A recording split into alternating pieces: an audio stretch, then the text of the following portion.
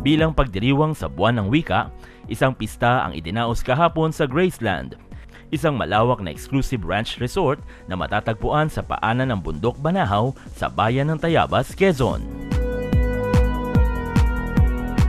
Doon ay inanyayahan ang Kaloob Philippine Music and Dance Ministry upang magtanghal ng mga katutubong sayaw.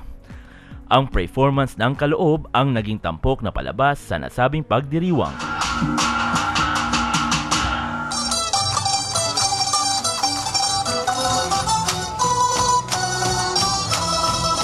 Mayroon ding iba't ibang mga gawain tulad ng palaro, kantahan at tugtugan at mga tiyangge na pawang may temang makabayan at nagpapamalas ng mga produkto at tradisyong Pilipino.